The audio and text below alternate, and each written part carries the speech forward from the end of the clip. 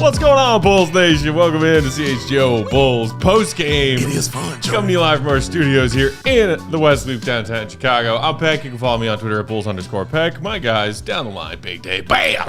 BWL Sports, Will the GOAT, Gottlieb, Will_Gottlieb. Joey. Our pal and producer, Joseph Spathis. You know what the people want. On the controls. Bulls win. One more time. Bulls win. One more time. Bulls win. Do it for Goat in the black Bulls hoodie. win. Goat in the black hoodie. Bulls win. Matt just sitting here. Bulls win. Do one for your lady. Bulls win. And one because you're awesome. Bulls win. Bulls get the win 116-110 over the Toronto Raptors, taking a 2-1 series lead in the regular season against Toronto, improving to 20-23 on the season, getting a little extra buffer between them and the people chasing that 9th seed in the play-in tournament. Woo! 7 seed, actually 6 seed is what we're chasing, but yes. Yeah, good luck. Yeah, Good luck with that. Shout out to everybody hanging out with the live YouTube comments. Throw us your thoughts on tonight's game. We'll get to as many as we can. Throw us some super chats if you feel so inclined. You're feeling generous tonight. We are so close to the weekend, y'all. Right there. Thursday night. Just right there. All right. On the way. Lots to talk about in this game. Bulls clearly making an emphasis on getting the ball to Vooch a lot. Yeah. As Toronto goes small pretty much throughout the game. Vooch ended with a near triple-double, 24 points, 14 boards, also 7 assists. Both teams had pretty high assist numbers tonight. Bulls finished with 30, Toronto with 31. Back and forth game. Yeah. I think whoever interviewed Vooch sideline after the game said that there were 9 lead changes and 13 ties. Wow. This looked like the Bulls have been playing a lot of overtime games recently. Yeah. I could have sworn this one was heading to OT. But a couple of big buckets, a couple of key defensive stops. Kobe White, after he had the 3-ball nullified, that was a clutch 3-ball because he didn't quite get it off in time. Yeah. That drive he had, man, to put the Bulls up 2 possessions late in this game. That I think that's one that pretty much sealed it. And it was a nice game from the Bulls. Modified big 3 of DeMar, Vooch, and Kobe all scored 20 plus. What was your biggest takeaway from this game, Dave? Vooch dominating the little people. Vooch is amazing against people he is bigger than. He also 2 steals for Vooch as well, and a block. But he really fills up the stat sheet, against these smaller guys. But 24, 14, and 7 is an awesome stat line.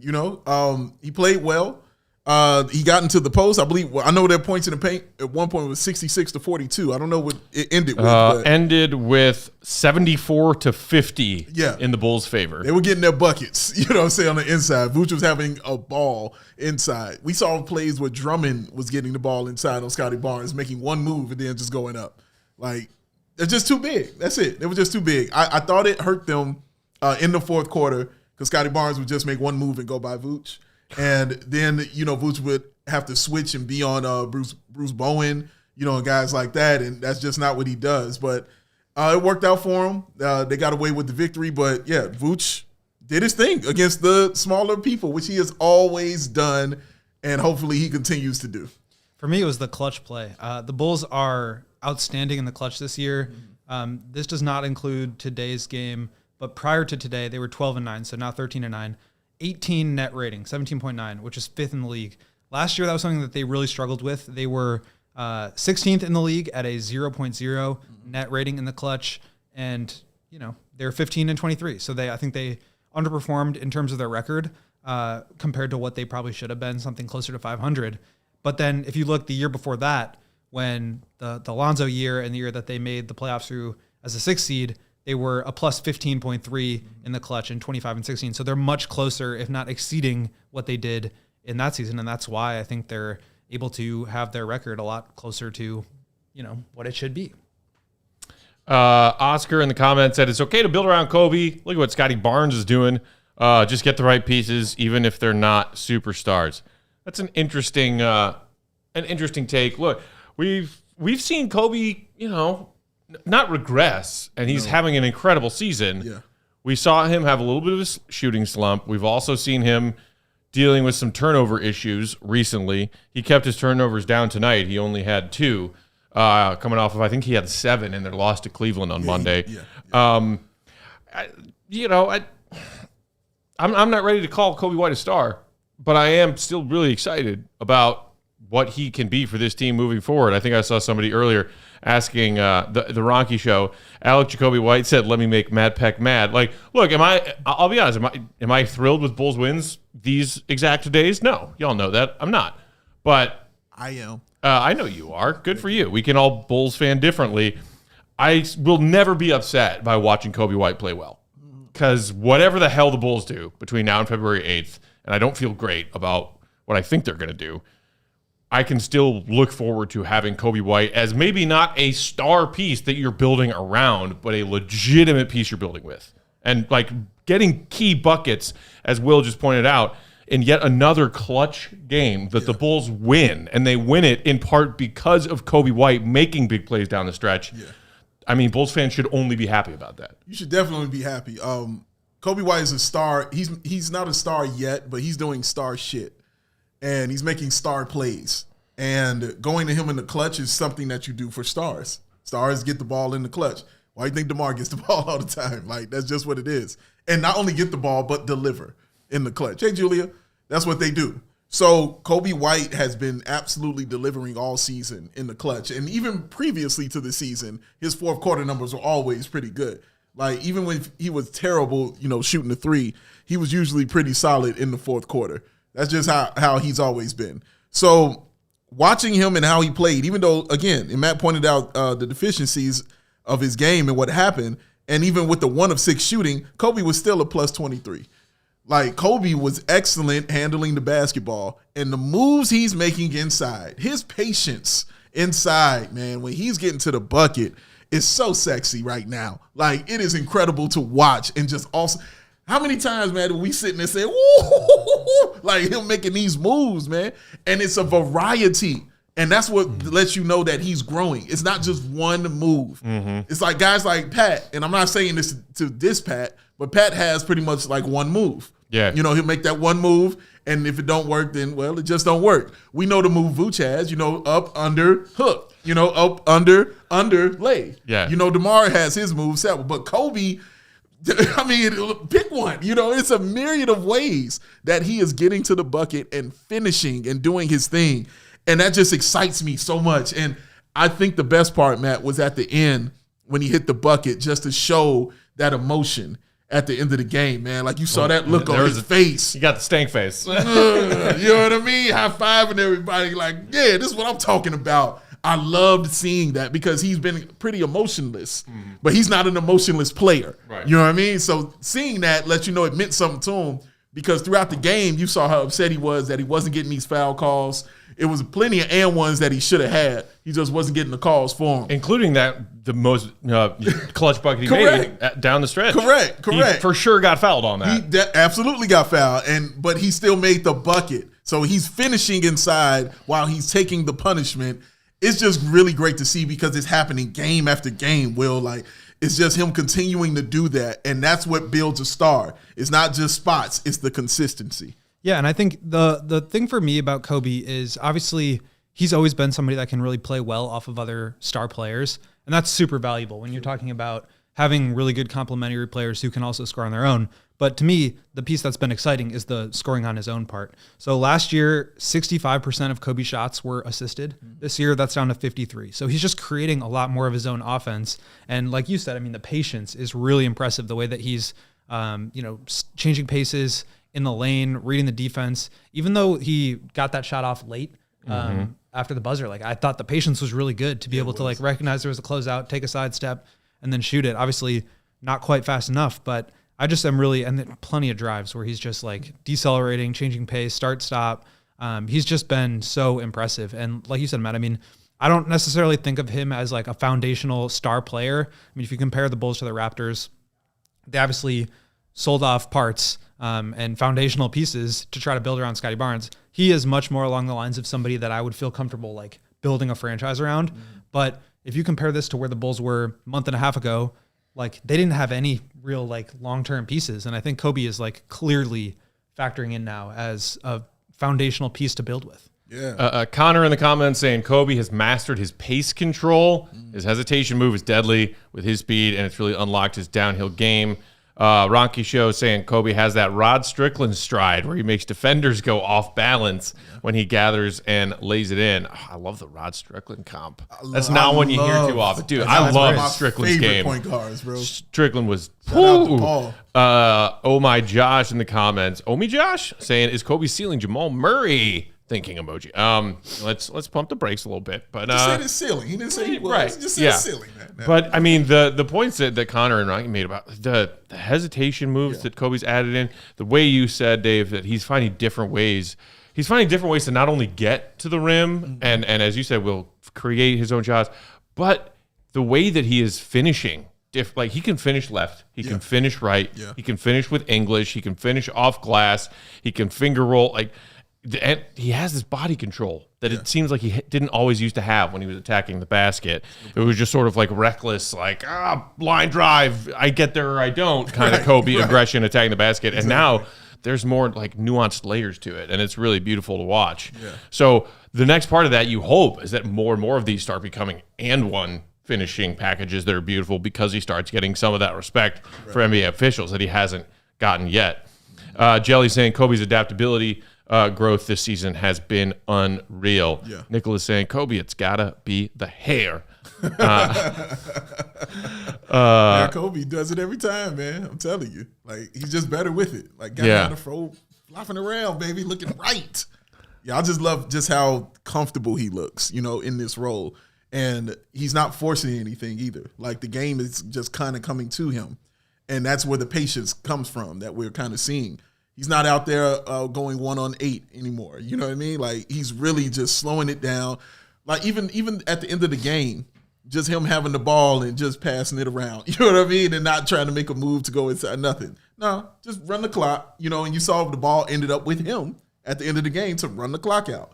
Like, that's letting the trust that they have in him, too, as a point guard. And it didn't feel like DeMar was overtaking anything. Like, And I'm sure it didn't feel that way because they were double teaming him for sure. Right. Like, Toronto is one of the few teams that always double teams him in the fourth quarter, and they're like, that used to work, because you had nobody else that could go out there and really do it. Like, Zach would get it, and you weren't sure sometimes if it was going to be finished at the rim or not because it might get that turnover or something like that.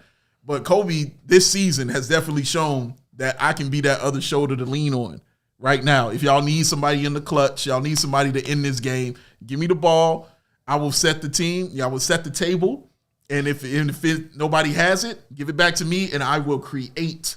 And that is a super skill right there, man. Setting the table, getting everyone involved, and when it doesn't work, getting it back to you and then creating. That's different than DeMar. DeMar gets it, get out my way. You know what I mean? I got it right here. No, Kobe's like, who wants it? Nobody? Nobody's got it? Give me the ball. Tap, tap, boom, boom, hezzy, lay, down the floor. It's beautiful. David Hansen in the comments said, can we get rid of Zach so we can get good P. Will back? Before we get to Zach, we can touch on the game we saw from Pat tonight. First game back after missing a few with this sore ankle that's been sort of lingering around, still bothering him. Played 23 minutes off the bench, 5 of 9, including knocking down 2 of his 3 3-point attempts. 12 points, okay. He also played 23 minutes and got 0 rebounds. He did. I don't know how many more times I can watch Pat do that and say, how is that possible? I truly don't know how that's possible.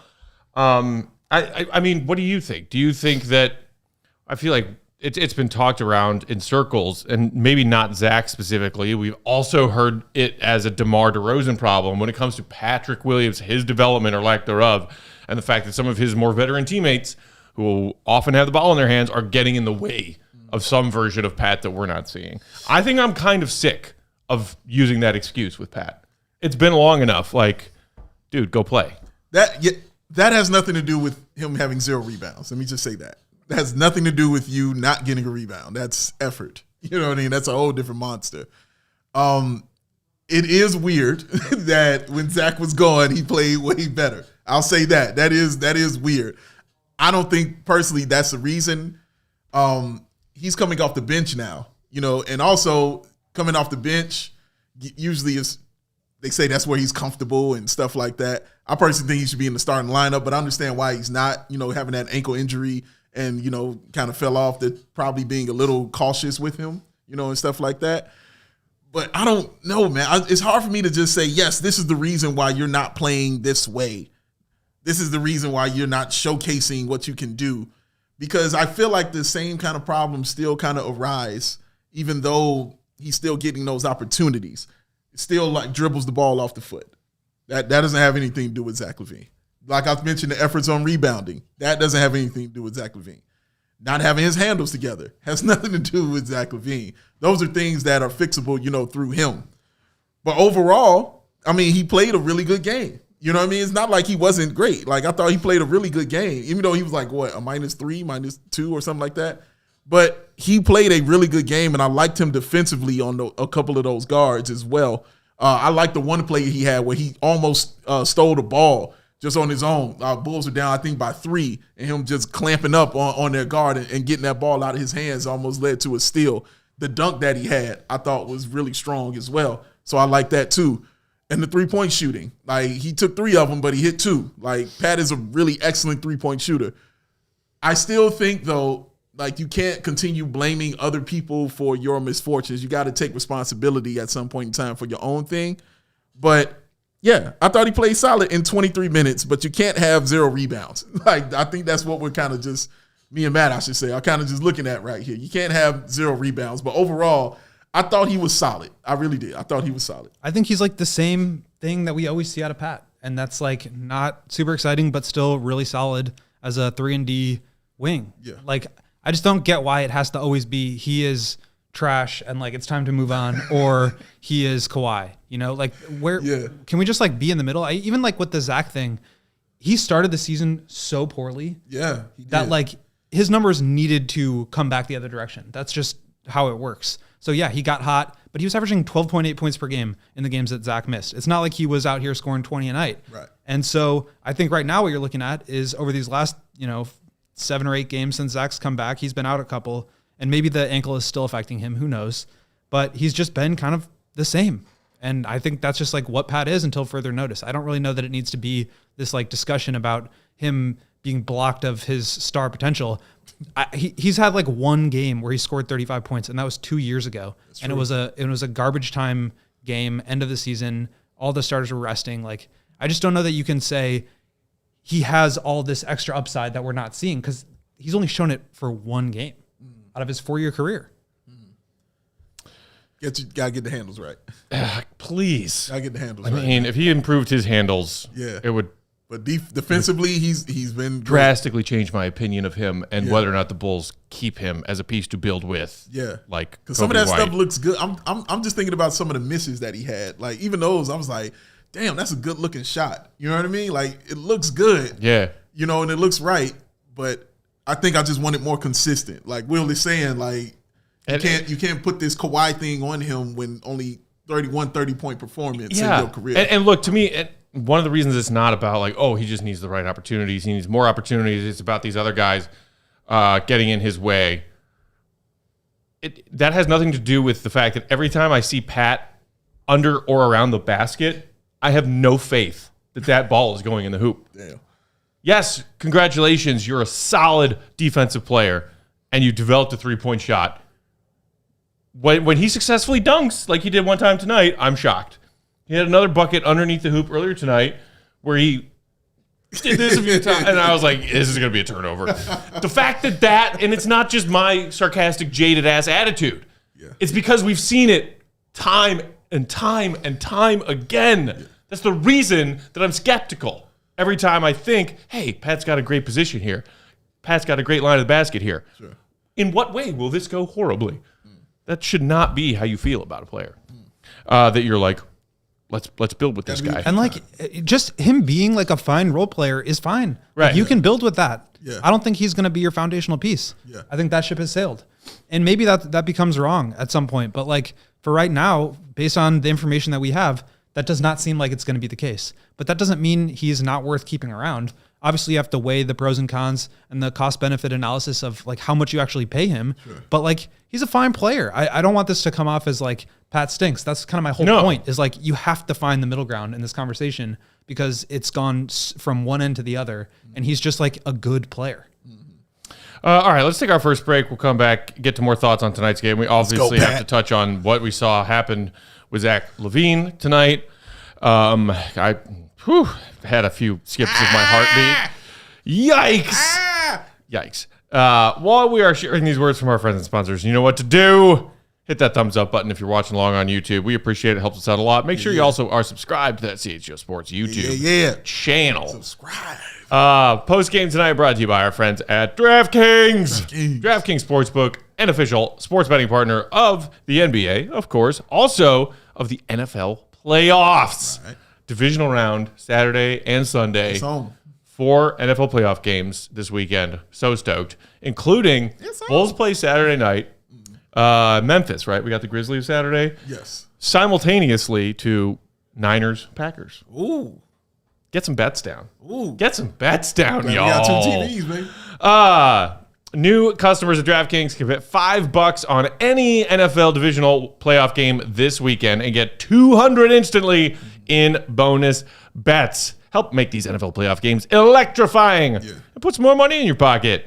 Download the DraftKings Sportsbook app now. Use that promo code CHGO. New customers can bet $5 to get $200 instantly in bonus bets. Only on DraftKings Sportsbook with code CHGO. The crown is yours. Gambling problem? Call 1-800-GAMBLER or visit www.1800gambler.net.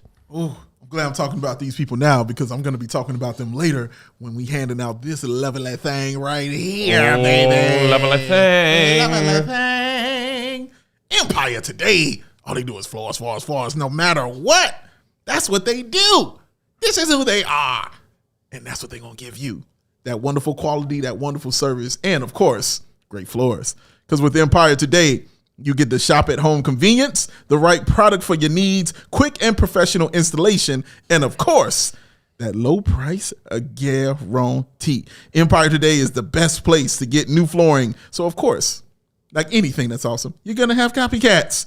But Empire can't be beaten on quality, service, speed. Some competitors say, well, since we can't do that, we're going to advertise this low-quality product that Empire simply won't carry. That's how they sound. That was evil. That's them. That's how they roll, man. That's a really good evil laugh. Thank you very much. Empire won't promise the lowest price, y'all, because anyone who does that is putting flooring in their home that they wouldn't put in their own. That's a bar, ladies and gentlemen. Wouldn't do it. They just wouldn't do those things, man. Not going to do it. Because Empire Today's philosophy is simply to help you find what you need, not overwhelm you with thousands of choices and substitutes. What they leave out of their selection is as important as what they put in. Mm-hmm. Oh, they just spitting on this, and I love it. The virtual floor designer is a great way to see how those new floors will look in any space. It's easy. All you got to do is snap a picture and instantly see how new floors will look right in your home. Shopping for floors at those big box stores can be frustrating. I don't know where you're at. You need some floors. I don't know what I'm doing. It's my third day here. That's what's going to happen when you go to the big box stores and you run into Chat, who's just trying to earn some money for the summer, even though it's winter. He's doing that, and that's why he shouldn't be there. You should be shopping with Empire Today. And they service their own warranties, y'all. If it's an issue and it arises, all you got to do is just call them. Call Empire. They will service the warranty themselves. You won't have to track down a manufacturer's phone number. Trust me, that is an amazing, amazing thing, and you all should get on down with that. So schedule a free in-home estimate today. All listeners can receive $350 off. That's a discount that they handed to you when you use the promo code CHGO. Restrictions apply. See empiretoday.com/CHGO for details. 588-2300. Spaffis! Empire Today. Held that note. He did. He meant it. Yeah, last time you said I need more stank. That's it. Mm-hmm. See, he took his notes. He understood it. He said, more stank. And he provided it. Shout out to you, Joseph. Rolling along with tonight's Bulls win over the Raptors. Let's shift and talk about Zach for a second. DeBears1920 in the comments said you could tell when Zach came back in right before Vooch hit the three that Zach was running weird. 8-Odd TV saying Zach probably mad after getting hurt because now he'll never get traded. Look, so we saw Zach driving to the basket, roll his ankle, and it was the right foot. Rolling on the river. That's sorry. Hit me again. I can put some stank on it. Everybody's been real nice. Where were we? All right. It's the same foot that had him miss 17 games with the right foot soreness, whatever was going on. There was inflammation. He rolls his right ankle and then comes down and kind of like hops around, isn't putting any weight on his foot. Yeah. But then there's a timeout on the floor. He walks over to the bench, picks up a towel, throws a towel in frustration. You looked pissed. Yeah. Walked out to the locker room and then came back. Came back on the bench and then did eventually briefly check back into the game. He ended up playing just 24 minutes, was not on the floor for the Bulls down the stretch of this very tight game, and seemed to be laboring that right foot, that right ankle in that brief stint when he did come back in and play. Yeah. And this is all, of course, happening with the added surrounding context of Zach LaVine is still a Chicago Bull. Will he be a Chicago Bull on February 9th? Yeah. And what is his trade value across the NBA trade market right now? And that is not what you want to see from a player who you're trying to get back into some sort of rhythm, either for your own team's benefit because you have decided you're not going to trade him or you're thinking about keeping him, or because you are still trying to prop up whatever his trade value is with solid play that's leading to team wins. And we didn't see really either of those things tonight from Zach. Yeah, and I think that's, again, more reason for the towel throw and the frustration is I think he's averaging, like 17 a game since he's gotten back. Now, his other facets of his game, he's definitely focused on and improving on, just trying to stay out of the way on some guys, but you want to see more aggression, and I think he was kind of ramping himself up to start doing those kind of things. But it has to be frustrating, man. Like, seriously, it really has to be frustrating to have informed the team I want to be traded, then to get hurt, then to find out your value, then to come back and try to raise it, and then to get hurt again in that process. Like, it has to be incredibly frustrating for him. So I feel him when he threw that towel. And even when he came back, they was just like, yeah, he's fine. He's good. And all I heard was Zach in my head saying that. All I heard was Zach like, no, I'm good. Leave me alone. I'm fine. I'm going back. Like, that's all I heard. I could be wrong, but I'm just saying that's just how I heard it, because Zach, like I say, is a tough SOB, as they say. He's a tough dude. He want to play.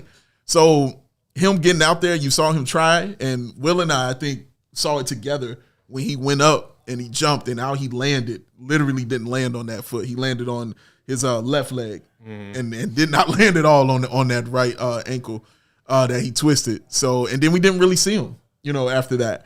So hopefully it's something that's not lingering. Hopefully it's something that, can heal up quick. It looked, ouch, when we saw it, it looked like it was really, really painful. He was hopping around for a minute. And if it hurts Zach, it hurts. When you got a tough person that can take that kind of pain, if it hurts Zach, bro, it hurt, bro. So, yeah, it sucks. I just feel bad for him because it sucks. He really was trying to get himself reacclimated, not only to the team, but to the league. This is your showcase. This is your stage to showcase what you can do before the trade deadline hits, man. And he just wasn't able to do it. And I hope he is able to get back out there, but we'll see what the injury report says. Yeah, we'll see. I mean, I was pretty surprised he even came back. I know People's supporter is saying it's just a small rolled ankle, but having done that myself and torn some ligaments, that does not feel good. Mm-hmm. And I was kind of surprised he came back. I can't even watch that just stuff. Joe in the comments kind of saying something similar. How he landed could have easily hurt his ligaments. I know from experience and as a nurse. Thanks. I know from experience, dude. That's right. It hurts. I'm not making fun of your serious sounding injury. No, I mean, it's a tough situation for the Bulls too. If they clearly want to move on. They've been trying to move Zach since this past summer. And, I don't want to say the relationship is fraught, but clearly they're ready to part ways. Sure. And the more they're trying to do that, it's like one of those like finger toys where you try to pull away and it won't let Chinese you. finger trap? Yeah. And they just like can't break up because nobody wants to take Zach, and then Zach gets hurt, and now it's he's injury prone and he's making so much money, and it's just like it's a tough situation.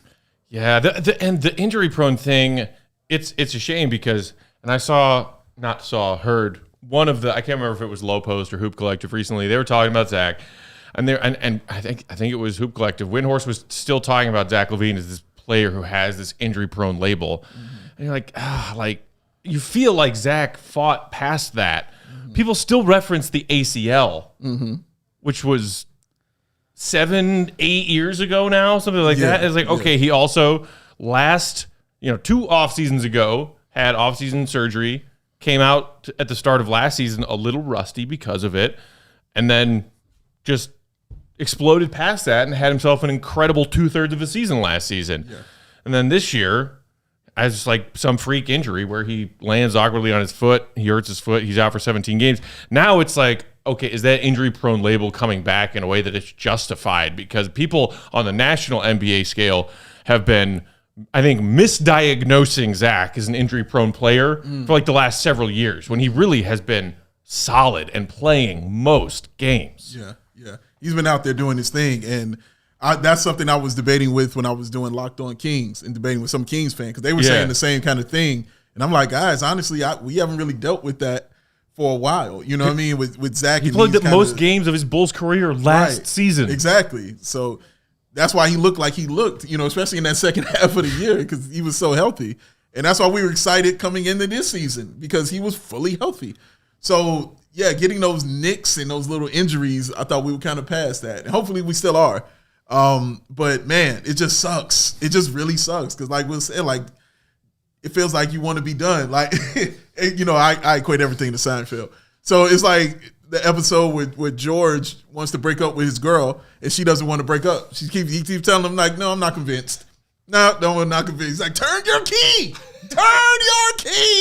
and they don't want to break up. You know what I mean? She won't break up with him.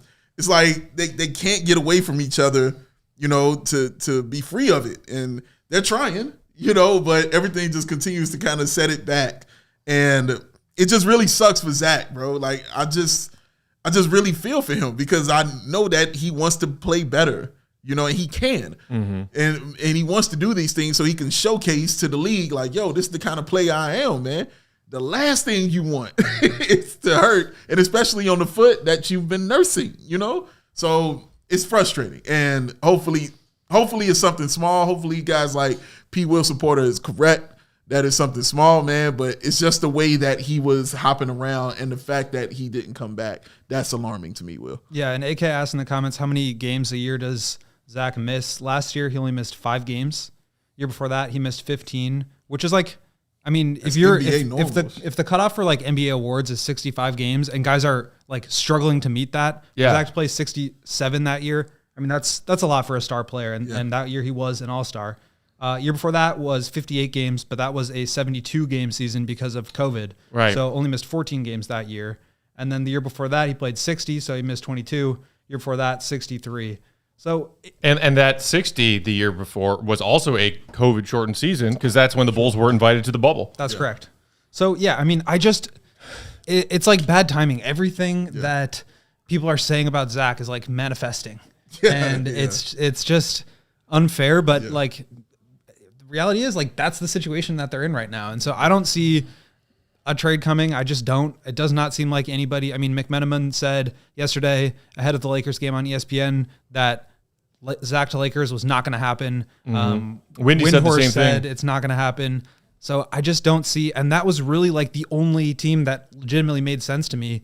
That would be like in a position to trade for a guy like that. So Sacramento makes sense to me too, though. They do, but they also don't really feel like it doesn't seem like he's the only guy that they can go after. Where the Lakers, maybe some other guys are coming up that like aren't as interesting. DeJounte Murray, you can say about him what you want. Terry Rozier, guys like that. I don't know if a team like Sacramento is going to take a big swing for that kind of contract. Where like a Lakers team that has like a championship ready team Obviously, they're not playing that way right now. But if you put Zach in there with LeBron and AD, I think you are in championship contention. I agree. For sure. And so I just don't know if the Kings are going to be ready to do that. Maybe, but right now it does not seem like there's really anybody out there that would be looking to take on Zach. And so you have to question, okay, well then what do you do if you're the Bulls? And I think that's what AK's got to figure out an answer to over the next couple of weeks here. What about your beloved Warriors? I don't see that at all. I just don't. Their whole ethos is player and ball movement. They are moving the ball, and that is what Zach does not do. So I just don't think that's a player fit whatsoever. Talent-wise, sure, but they're also in a situation now where they're outside the play-in tournament. They've got big questions about what they want to do long-term with Draymond, with Clay, and they've got a ton of money on their books. Sure. They're so far into the tax right now. I just don't know if I'm them that I would be willing to put more money into this thing. And maybe they do because you've got Steph Curry and he's still playing outstanding basketball.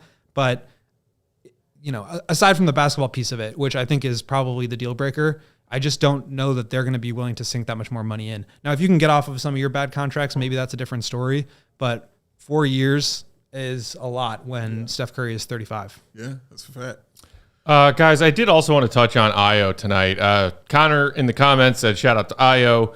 Plus 10 off the bench. Really made some timely plays attacking the rim.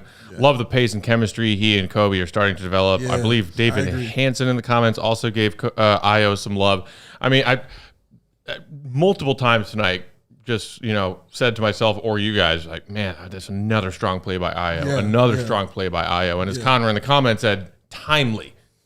Yes. I feel like as much as we, gush over the improvements of Kobe's basketball IQ and Kobe's decision-making and the fact that has helped him become a more dominant and lethal clutch time player, we also, I think, have seen a growth in Ayo's decision-making this season. Without a doubt. Even as someone who, like Kobe earlier in his career, has gone from bench role to starter role, back to bench role, back to occasional spot starts when other guys are out and the Bulls are shorthanded. Regardless of where he is and which minutes Billy's telling him to play. And like many nights recently, again tonight, Ayo led the Bulls bench in minutes played, and he's playing a lot of 30-minute games off the bench. Yeah. And they're, more often than not, he has the occasional stinker game, just like anybody. But I feel like Ayo has elevated his IQ of basketball play recently when he's deciding to attack, get to his little spots. He's starting to knock down that little just one or two steps into the paint floater more consistently in this recent stretch of games. He's starting to shoot that three ball a bit more confidently. And there's just a lot to like about what we've seen from Ayo. Absolutely right. And timely was a great point. Whenever the Bulls just need a bucket, he understands it. And he attacks immediately. He gets there and he attacks. And it's not that he's just getting there. It's the way he's finishing. Because some of those are just really impressive layups that he's making go in. And he's crashing right into the stanchion. It just really, really, really looks good, you know?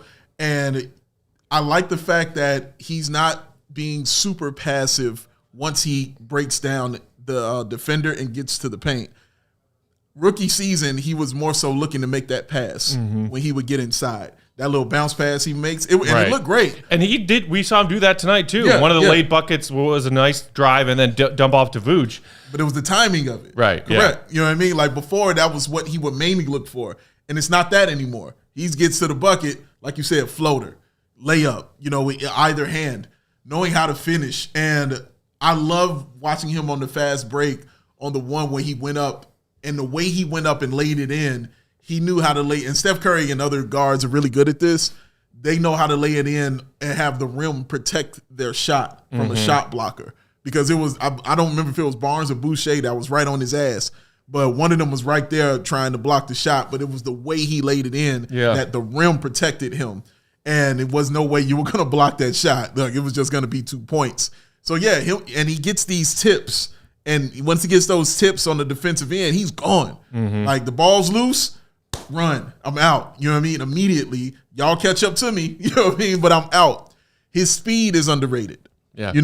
His speed is really underrated. And I know Kobe's fast, but his and it's the stride. You know what I mean? Like, it's a couple of dribbles, and he's to the bucket. And That's why we're always praising transition Ayo. Correct. Because he uses his speed. Correct. So he's using what he does well and has improved on what he already did well. You know, he added little facets to his game, which every ball player should do, obviously. But what he did well, he did not stray from. He added to it.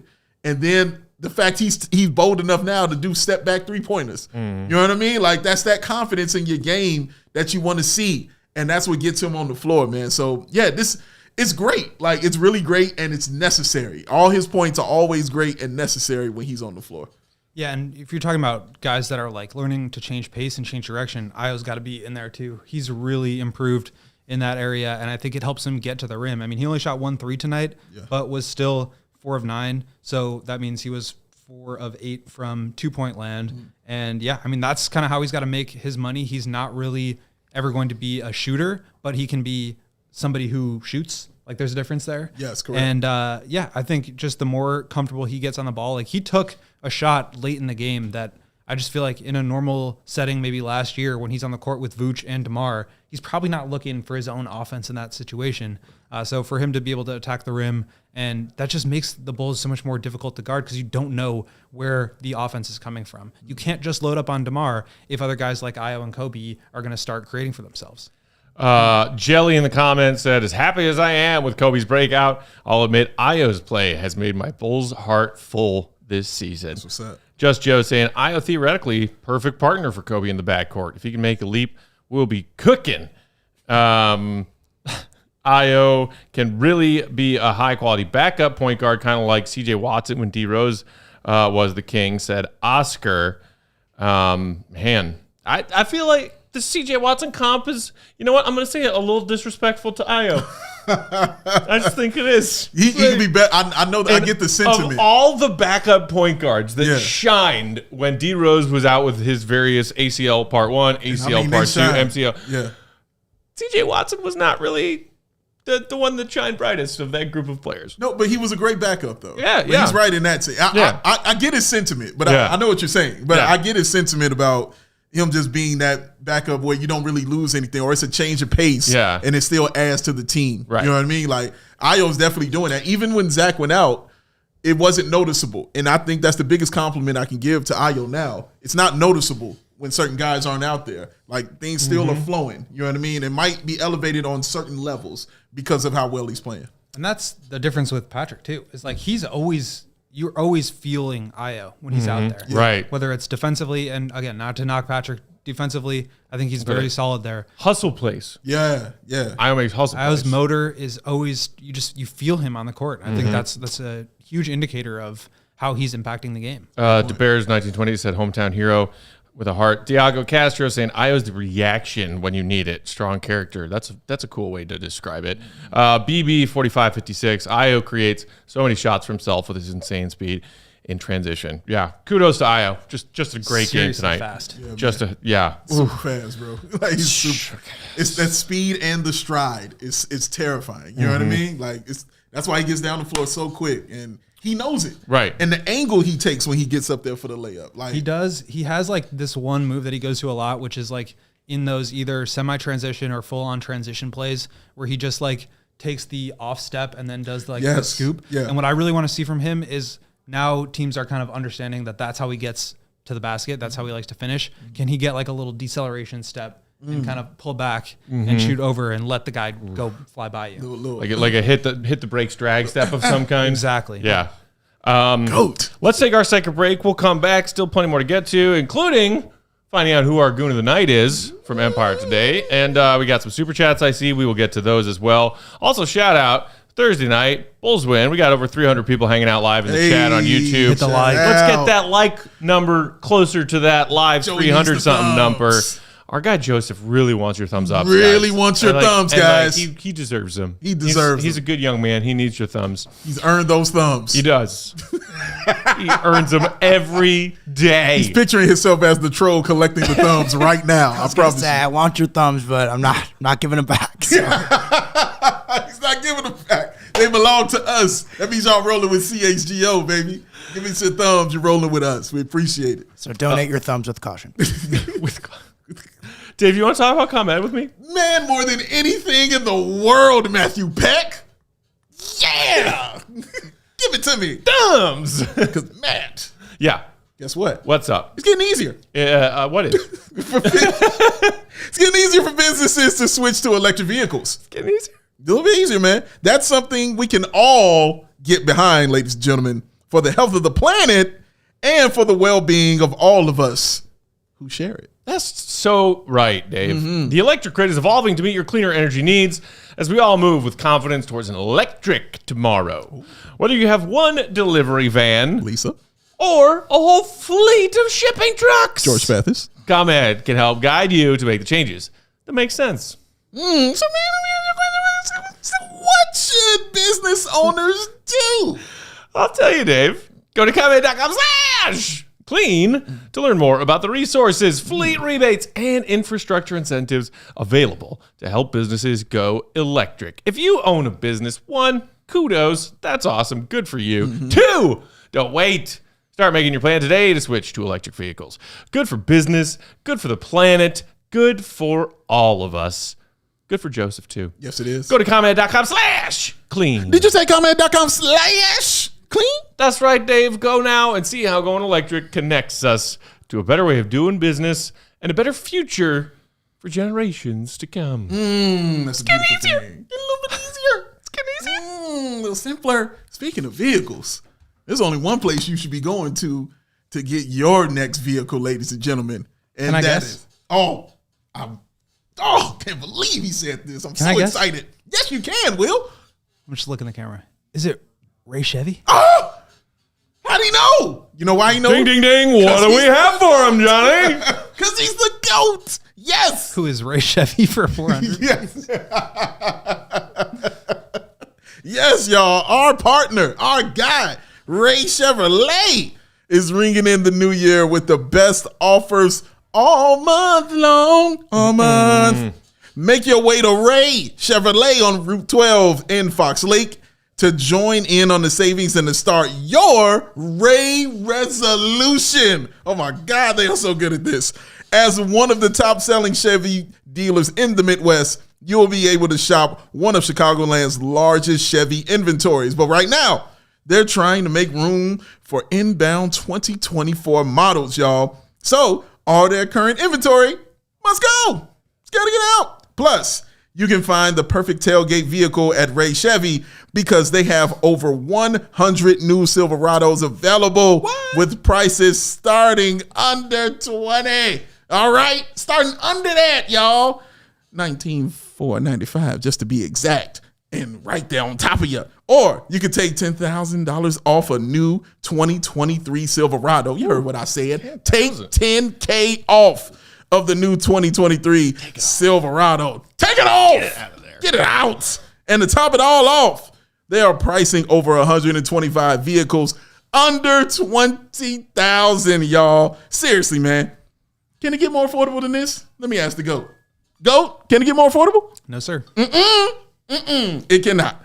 And just because Ray, he gonna give you all that, but I told you he always trying to give you more. You know what Ray said? Free oil change. That's what he said. Mention CHGO when scheduling your oil change at Ray Chevrolet in Fox Lake. Start your new year off right. Visit Ray Chevrolet in Fox Lake or raychevrolet.com to start your Ray Resolution. I love that so much. They've been serving the community since 1963. Find new roads and let them roads lead you to Ray Chevy. A Ray Resolution. Ray Resolution. Why don't they just call it a Resolution? Oh, man's living in the year 3000. Just shorten it. He's living in the year 3000. Because they want you to get the full thing, the Ray Resolution, like the Ray Chevrolet, Ray Resolution. I got you. You know what I mean? That's how they rolling, baby. Definitely, you get the alliterative, Yes. lyrical quality to the sound of it. Yeah. Free oil change, y'all. Can't beat it. Can't beat it. But as Kevin would say, why use many word when few word do trick? All right, guys. Is it? I think it's time to award a certain award. Oh, my God. Yes, it's time. Thank you, Joey. Beat the man! You gotta beat the man! Now! I'm the man. Empire Empire Today's Goon of the Night, brought to you by Empire Today. All they do is floors, no matter what. 588-2300. Pat! Empire Today. Goon of the Night! It's that time. We're going to go over here to the left and start with Will the Goat Gottlieb. Sir, who is your Goon of the Night? I'm going with Vooch. He was just destroying the poor Jonte Porter and Chris Boucher Shout out to Porter. front line of the Raptors. Shout out to Porter. Shout out to Boucher. That was not their night. Vooch really just dominates anybody who's like a centimeter smaller than him. He just dominates. And yeah, 12 of 20, 24 points, 13 rebounds, 7 assists. He was just in his bag, had the flip shots going, had his little post hooks going. Yes, he did. That was just a Vooch night in full effect. plus 23 in a 6-point win. Yes. Even with his complete immobility on defense. Yes. And he hurt his back early in the game too. He did. Because he jumped. Because he jumped. So hopefully he's all good. But yeah, I thought he played fantastic. He did. I completely agree. Matt, your Goon of the Night, sir. My Goon of the Night, I'm going a little out of left field, but I want to give him credit. I'm giving my Goon to Sir Charles Barkley. Oh, Bulls, national television, TNT. A lot of people in the NBA community on Twitter saying, Bulls Raptors? Really, TNT? This is the best we could do tonight? And Chuck, who in recent years has really enjoyed clowning the Bulls organization on his platform, which is large. And tonight said a couple of different things, including, we all know it's Bulls Raptors, everybody, but please watch anyway. Yeah. As they were sending it to the broadcast team in Toronto. And then somebody threw it into our comments in pregame. And then I also saw it on Twitter. He said some other comment when they were talking about the Bulls and the Bulls' current situation in pregame, something to the effect of burn it down and then burn the ashes. And I was like, Chuck! The Bulls deserve to be trolled more on the national NBA scale. And I'm glad when it happens because they deserve it. I mean, that's part of being mediocre is you kind of fly under the radar. Yeah. Nobody can really trash you, but obviously you're not getting a ton of praise. Well, and I'm sure that the Bulls, and they live in their own little world. Like, hey, we got to win on TNT tonight. Whoop-de-doo. We're feeling good about ourselves. They did get a win. Everybody must be taking us seriously. When everybody's like, oh, yeah, cool. Okay, you beat the Raptors. Yeah, and are trying to move past the gigantic embarrassment of what happened to you last weekend, which everyone in the NBA world was talking about and saying, wow, how embarrassing for the Bulls. So thank you, Charles Barkley, for calling out the Bulls for their mediocre incompetence. Thank you. I appreciate it. Joey Spathis, your Goon of the Night. I will be a vessel to the chat tonight. And I will select Ayo Dosunmu in their behalf, as well as solid choice, as well as on my behalf. A vessel for everything that was discussed earlier in today's show, and you can go back and rewatch that if you need to. But my pick is Ayo. A vessel. A vessel. I like it. Joey is a vessel for the lifeline to the chat. Yes, he is, if you will. As he calls himself the people producer. Yeah, I do. And it's my new name. And calls the people in the chat the Joeys. They call themselves that. Sure, that's what it is. Salim, please back me up here. Salim, back me up here. He's not here to help you, man. Sorry. Got to stand on your own team. But Goon of the Night. Curveball coming. Goes to Matthew Peck. What? Matthew Peck is winning Goon of the Night, ladies and gentlemen, and I'm going to tell you exactly why. Oh, no. I watched this man sit and drink a beer, and then on top of drinking that beer, ate some Taco Bell with that beer. Then watched the Bulls game. Came in here, a little gassy, but still handling his business. Calling and hosting this show, doing what he does best like it never happened. The man's stomach is full of goondom, all right? I am just so impressed that he should got that in his palate. I was amazed. I couldn't believe it. And you had a beefy, A cheesy gordita a crunch. cheesy gordita One of the crunch staples of the T-Bell menu. with the hot sauce. No, Joey didn't get hot sauce. I didn't Okay. even put the Taco Bell hot sauce in my system. With the cheese, the man had a cheesy gordita crunch. That is not something you put together when you know you have to do a show. And he did it like it wasn't nothing. And look at him. He's still here doing his thing. And might I add, hosting an incredible show. Yes, he is. As That's per my point. usual. That's my point. Doing Also, an incredible job. People don't understand. It is not easy to host a podcast. No. You got like topics you got to bring up at the right time. You got to bring in the ads at the That's right right. time. That's right. You got You to gotta manage pass the egos ball. over here. That's You got to right. be passing the ball around. This is not an easy job. And Matt comes in and does a great job. You did it. Day in and day out. You are far too kind. Regardless of what's in his stomach. Regardless of what's in his stomach. Also, Ant in the comments said gassy pack in the building. You made it sound like I was just walking up and down our CHGO studios like ripping farts and burping. When and I stuff. say gassy, it wasn't coming out the bottom end. He was getting it out, through there. But you ain't heard him do it during the show because he's a professional. That's how he rolls, ladies and gentlemen. Oh, it was impressive. I'm impressed. Somebody, Paul said Matt Pegg should never be Goon of the Night. Shaking my head. I agree. I do not tonight, nor do I ever deserve this very prestigious award. This is for real people with true Goondom and greatness in their hearts. And you know what? I can't. You are the ruler of this belt. I am. As someone who you chose to award it to tonight, Yes. can I in turn award it to someone else?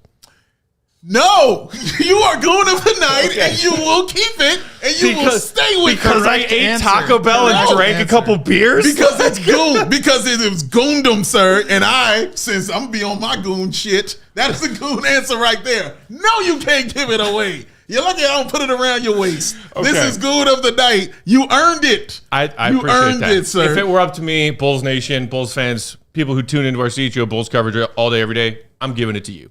I appreciate you. Oh, that's Appreciate sweet. y'all. That's very nice. I just sit in various chairs and yell about the Bulls. I was impressed. I was sitting there watching that like, he's going to have to go to the bathroom one. No, not one time. Not one time. Dude, He just sat there and he did it. You've seen me inhale much worse in much shorter. Not Taco Bell. Do you remember the P-Till sniper? Yeah, P-Tail's on the show. Yeah. You did it on the show, bro. You did this during the game. That's what's impressive, dog. Trust me, I thought this out. That's what was impressive and amazing. And that's what makes you a Goon of the Night, man. Man doesn't even feel he's deserving of being what is already in him. Goondom resides in Matt Peck Boulevard. That's what it is, man. I am proud of you, sir. Thanks, buddy. I will cherish that. And that is Matt's first Goon of the Night victory of the season and first nomination. Thank you. Congratulations. That's like Joey's auditioning to to be the PA announcer at the Oscars. Matt's first award on his first nomination. Oh, goodness gracious. What a I like what a Timeless night. Endeavor saying, Goat been a Goon all season, keeping me updated through his Twitter. Doing True Goon story. stuff. Shout out. True story. how Also, it I rolls. agree with Anthony. Let's hope the true goons of the whole weekend are the 49ers smashing the dreams of the Packers and their stupid fans. Crush them in your hands. All right, we got a few super chats to get to, and then we can get out of here. Mark K. Matt's Goon of the Night award has jumped the shark. I agree, Mark. I agree. I am not comfortable accepting this. Matt doesn't want the recognition. That's the point of a true Goon, ladies and gents. That's right. Super chat. Matthias Sitch. Oh, Matias, my guy. What's up, Matias. buddy? Has Zach's trade value gone from 1 to 0? I mean, obviously, let's look for and hope for a positive update on what's going on with Zach Yeah, and the for real. ankle that he appeared to roll tonight, causing him to briefly leave the game. I'm not going to hit the panic button on that too much until we know more. Yeah, Simple as that. I agree. AK, he's got a couple in here. We'll start here. As a Bulls fan, watching the season play out, I am very disappointed. Depressed as Bulls are not choosing a lane. Everyone else is improving as Bulls chase continuity and shot profile. Bulls are in the bottom third of East teams. Bottom third of the East. That's what the Bulls are. The Duke. Yay. Shout out to AK. What's up, Duke? Keep winning, Bulls. Responding to AK. Oh, okay. nice. Here we Okay, go. so Got a we little got- super chat oh, yeah. convo back I and like forth. this. you guys could have just had this combo in the regular chats also, but we'll take the super. What are you chat. doing? Hey. I don't know why I said that. As soon as I started saying it, I was like, what? Come on. Yes, we are bottom third, but we are top of the bottom third. It's true. It's all about the mindset. The glass is a third full. It's an old dusty glass with a lot of duct tape, but it's enough to keep Jerry Reinsdorf rich. Hope this helps. You guys have lost your minds. They're ninth. That's the second third. That's the second That's third. the bottom of the second third. Climbing, man. Only one way to get to 8th. Only one way to get to 7th. Only one way to get to 6th. Look at Just us. to keep going. Who would have thought? Keep playing. Keep playing, Bulls. Not keep playing. us.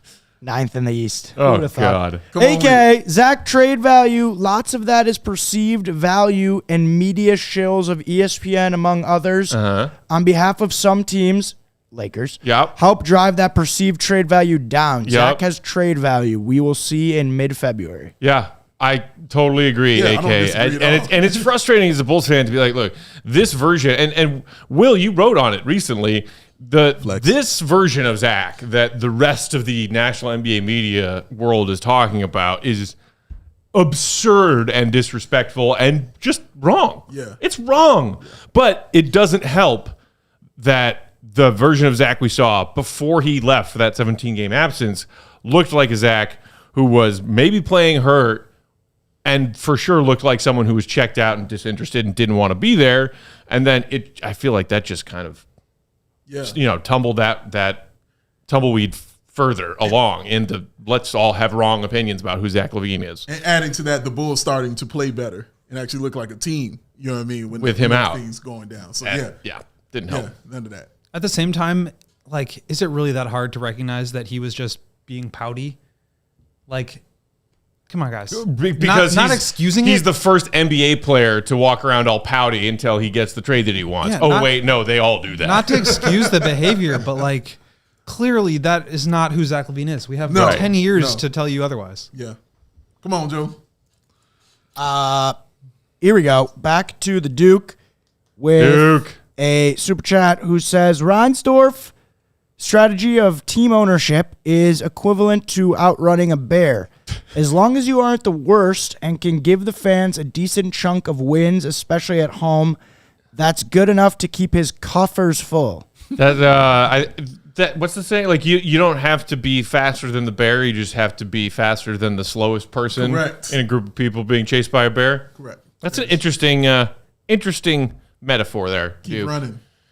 Come on, Joe. Please And keep running. Or, the other strategy that sometimes you can do if you're certain sports team owners is just play dead. See Finally, if that works. AK, who sends $20, says Matt Portillo's for your goon ship. I mean, I will happily spend money on Portillo's. And Andreas at the last second, $2 Andreas. says hypothetical Levine for Lowry trade. Let's, I don't want let's do Lowry it. back here, man. Let's get wild. Man, I think it would be bad memories for him coming back here and killing his whole vibe. I tell you what. That man is home. I mean, there's no way in which that actually happens. Yeah, in a fun hypothetical world, Billy has to go. If you're trading to get Lowry back, I love that that's your first thought. I'm just saying. He's right. You can't bring Lowry back and still have the guy here coaching who looked at Lowry his first year coaching and was like, nah, go sit in the corner. right. He's right. No. He's absolutely right. For all of the times and ways in which I defend Donovan from, I think, misguided criticisms from a lot of Bulls fans, something I will never forgive him for is the broken version of Lowry Markkanen that we saw eventually get signed and traded out of town. Because Billy was for sure largely responsible for that. I'm going to go out on a limb and also blame AK for being the one that actually traded him. Well, sure. Yeah. because I it think was it was time. clear that AK wasn't a big fan either. But he had to. It was Last time. Goon super chat is Goon of the Night. Pax Finter holding back the lava that's sure to be brewing. Dude. I'm uncomfortable reading that. I think is we all all, are. folks. I think we all are. No one needs to. I didn't want to read that. Right. But, Also- but the Duke paid for me to read it, so I will. The Duke has super small chats, price. and he throws us a lot of them. We appreciate that. Thank you, They Duke. must be read. It's not like I have, IBS or anything. Yeah. We know you don't. Obviously, he's sitting here. I'm this sitting is here. a testament I'm fine. that he is complete. This is why he won the win of the night. Cast iron stomach, It's y'all. why he won this. It's exactly why he won this, y'all. All right? My God. I will take that. It's impressive. Only award I will ever win. And I'll take it. All-star. This man was an all-star. Don't do it. Don't do it. That man was an all-star, ladies and gentlemen. Don't you do that. Don't you do it. Yep. Wonderful. Thank you, everybody, for hanging out with us tonight. Have a great rest of your evening. Bulls are off tomorrow. They're going to head home. We are off tomorrow. We will be back Saturday. Bulls hosting the Memphis Grizzlies. Let's see if the Bulls can keep their winning going against this Grizzlies team that's gone through a lot this season and just recently lost Ja for the season with that, what was it, labrum tear or something bad? Yeah. Real sad. But we will be here for postgame, no pregame Saturday. Enjoy the start to your weekend. In the meantime, read everything our guy Willie Goat writes, allchgo.com. All of it. Follow him on Twitter, Will_Gottlieb. Bow, BAWL Sports is Big Dave. I am Bulls_Peck. Our pal producer Joey is at Joey Spathis. We are CHGO_Bulls. Much love and appreciation as always for tuning in, Bulls fans. We will talk to you on Saturday. Thank you, Para. See, really good. Good night. Drink some beer, eat some T-Bow. Do it!